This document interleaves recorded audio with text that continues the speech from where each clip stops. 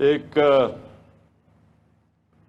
Party کا leader ہے، 13.5 سال ہو گئے، اردو بھی نہیں صحیح طرح بولنی آتی، بارش ہوتا ہے تو پانی آتا ہے، تو وہ کہتا ہے کہ ہم پیسے نہیں خرچ کریں گے ہیلتھ انشورنس پہ، ہم ہسپتالوں پہ پیسے خرچ کریں گے۔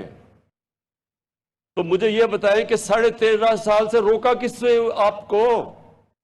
ذرا سندھ کے ہسپتالوں کا تو حال دیکھیں، جا کے دیکھیں تو صحیح، بیچارے سندھ کے لوگوں کے اوپر کیا گزر رہی ہے۔ آپ ابھی بارش آتی ہے تو پانی آتا ہے، آپ کو پتہ ہے کہ لوگوں کی حالات کیا ہے؟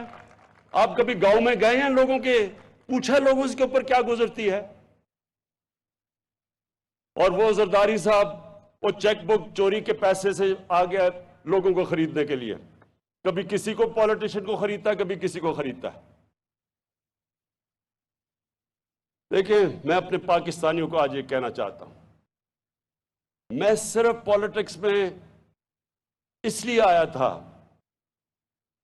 کہ یہ جو دو چور، یہ بڑے بڑے ڈاکو جو لوٹ رہے تھے، میں نے 25 سال پہلے جہاد ان کے خلاف شروع کی تھی۔ میرا مقصد ہی آنے کا یہ تھا کہ جب تک یہ دو خاندان اس ملک کو لوٹتے رہیں گے، یہ ملک کا کوئی مستقبل نہیں ہے۔ جو بھی ملک کا سربراہ جب پیسہ چوری کر کے باہر پیسہ لے جائے، اس ملک کا کیا مستقبل ہوگا؟ میں نے تو دنیا دیکھی ہوئی ہے، میں نے تو مغرب دیکھا ہے، میں نے تو دیکھی ہے کہ خوشحال معاشرے کیسے چلتے ہیں۔ مجھے تو پتا ہے کہ یہاں ہم آگے بڑھ ہی نہیں سکتے تھے، نہیں تو میری طرح کے آدمی کو پالیٹکس کیا دے سکتی تھی؟ اللہ نے تو سب کچھ دے چکا تھا، مجھے سب کچھ میرے پاس تھا، نہ مجھے کوئی شہرت نہ پیسہ، کسی چیز کی ضرورت نہیں تھی۔ میں تو ان کا مقابلہ کرنے کے لیے آیا تھا۔ اور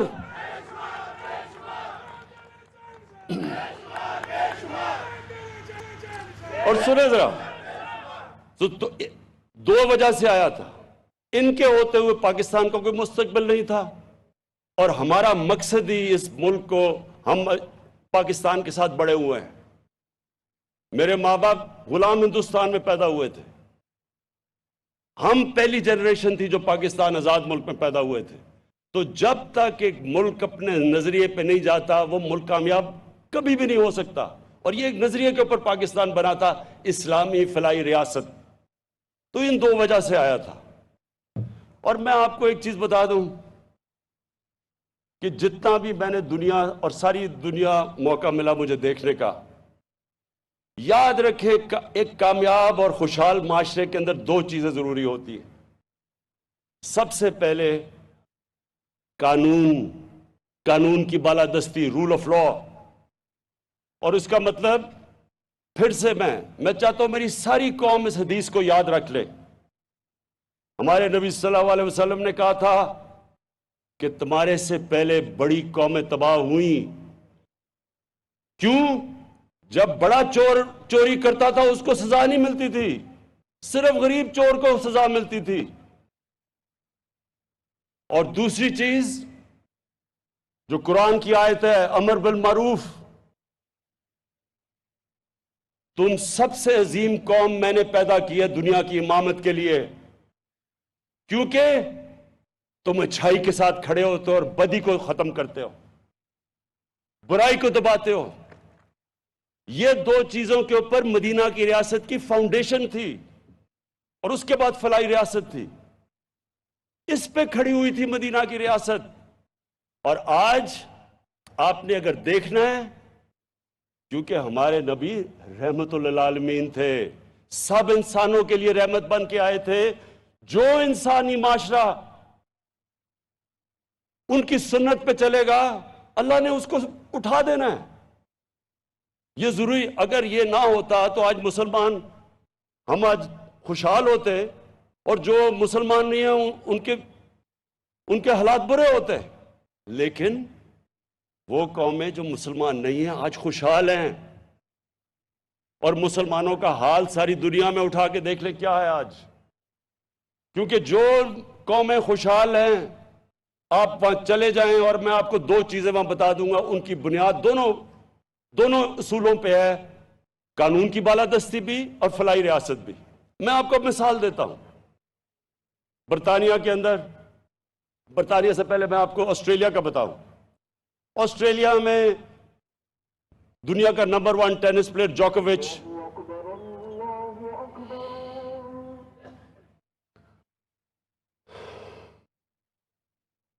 اذان کا انتظار کر لیں کیونکہ میں نے بھی آپ سے اپنی بڑی سخت باتیں کرنی ہیں.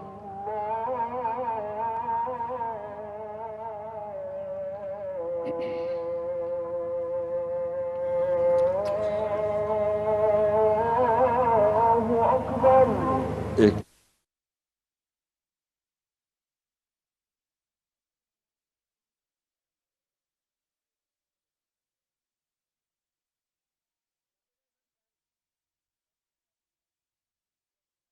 وزیر اعظم عمران خان تقریب سے خطاب کر رہے تھے. انہوں نے کہا بڑے چوروں کو سزا نہ دینے پر قومیں تباہ ہوئیں. جو قومیں مسلمان نہیں ہیں آج وہ خوشحال ہیں. خوشحال قوموں کی بنیاد قانون کی بالادستی ہے. انہوں نے کہا کہ 25 سال پہلے ان چوروں کے خلاف جہاد شروع کیا. میرے پاس شہرت تھی, سب کچھ تھا, تو میں ان کا مقابلہ کرنے کے لیے آیا تھا. وزیر اعظم نے کہا کہ ان کے ہوتے ہوئے پاکستان کا کوئی مستقبل نہیں ہوتا ہو. آپ کو بتا رہے ہیں کہ انہوں نے اپوزیشن پر شدید تنقید بھی کی. کہا زرداری کو 2 بار جیل میں نون لیگ نے ڈالا تھا. زرداری کا پیٹ پھاڑ کر پیسہ کس نے نکالنا تھا؟ آج چوروں کا ٹولہ اکٹھا ہوا ہے. فیصل آباد میں نیا پاکستان قومی صحت کار پروگرام کا اجرا کے حوالے سے تقریب کا انعقاد کیا گیا تھا. وزیر اعظم عمران خان اس تقریب سے خطاب کر رہے تھے. انہوں نے کہا وزیر اعلیٰ پنجاب عثمان بزدار اور ہیلتھ ٹیم کو خراج تحسین پیش کرتا ہوں. یہ سفر ریاست مدینہ کی طرف اٹھایا گیا اہم قدم ہے. کسی صوبے کے لیے 400 ارب روپیہ ہیلتھ انشورنس پر لگانا آسان نہیں ہے. ہارٹ اٹیک, کینسر سمیت دیگر خطرناک بیماریوں کا علاج غریب کی پہنچ سے دور تھا. پاکستان میں آج تک کتنے حکمران آئے, کسی نے بھی غریب کے علاج بارے نہیں سوچا. پاکستان کو فلاحی ریاست بنانے کے لیے کسی حکمران نے آج تک قدم نہیں اٹھایا. چوروں کے اس ٹولے کی کھانسی کا علاج بھی باہر ہوتا تھا. کبھی کوئی علاج کے لیے لندن جا رہا ہے تو کبھی امریکہ جا رہا ہے. ان کو کیا معلوم غریب پر کیا گزرتی ہے. وزیر اعظم عمران خان فیصل آباد ڈویژن میں نیا پاکستان قومی صحت کار پروگرام کے اجرا کی تقریب سے خطاب کر رہے تھے. انہوں نے اپوزیشن کو بھی شدید تنقید کا نشانہ بنایا. کہا زرداری کو 2 بار جیل میں نون لیگ نے ڈالا تھا, پی ٹی آئی نے نہیں ڈالا تھا. زرداری کا پیٹ پھاڑ کر پیسہ کس نے نکالنا تھا؟ آج چوروں کا ٹولہ اکٹھا ہو گیا ہے. پاکستان میں سب سے کم ہسپتال ہیں. پاکستان میں ڈسٹرکٹ ہسپتالوں کا حال دیکھیں. ڈسٹرکٹ ہسپتالوں میں عملہ ہی موجود نہیں ہے. وزیر اعظم عمران خان نے کہا چوروں کے ٹولے کی کھانسی کا علاج بھی بیرون ملک سے ہوتا تھا. ایک وہ جس کو 13 سال میں اردو بھی بولنا نہیں آتی, وہ کہتا ہے صحت کارڈ پر پیسہ خرچ نہیں کریں گے. 25 سال پہلے ان چوروں کے خلاف جہاد شروع کیا تھا. ان کے ہوتے ہوئے پاکستان کا کوئی مستقبل نہیں ہو سکتا تھا. ایک منٹ, آسٹریلیا کا نمبر 1 ٹینس پلیئر, دنیا کا نمبر 1 آسٹریلیا گیا. انہوں نے کہا جی نہیں, جو ہمارا قانون ہے اس کے مطابق اس نے وہ حفاظتی ٹیکہ نہیں لگایا. بڑا مسئلہ بن گیا کہ دنیا کا نمبر 1 پلیئر ہے. ان کو انہوں نے کہا کہ نہیں, قانون کے نیچے سب ہے, سب کے لیے کی قانون ہے, اس کو نہیں کھیلنے دیا. برطانیہ کا شہزادہ, کسی امریکہ میں کوئی 30 سال پہلے کوئی خاتون کو یاد آیا کہ اس نے کوئی اسے زیادتی کی ہے, عدالت میں چلے گی امریکہ میں. انہوں نے بڑی کوشش کی کہ جو برطانیہ کا شہزادہ ہے, عدالت کا قانون کے نیچے سب ایک ہی برابر ہے. وہ اب ثابت کرے آ کے عدالت میں کہ اس نے وہ ٹھیک کہہ رہی ہے یا نہیں. لیکن سب سے بڑی بات سن لیں, برطانیہ کا پرائم منسٹر بورس جانسن 1 مہینہ تقریباً ہو گیا, پارلیمنٹ ہی نہیں آگے چل رہی. وہ جب جاتا ہے وہ ایک سوال پوچھتے ہیں کہ جی جب قانون آپ نے سب کے لیے بنایا تھا کہ لوگ جمع نہیں ہوں گے, آپ نے کیوں پچھلی باری جب وہ لاک ڈاؤن لگا ہوا تھا آپ نے کیوں آپ کی ڈاؤننگ سٹریٹ کے باہر آپ نے کیوں لوگ جمع ہو گئے اور آپ نے پارٹی کر لی؟ پاکستان میں خبر ہی نہ بنے, یا اخباروں میں نہیں آنا تھا. 3 ہفتے سے سارا ملک رکا ہوا ہے.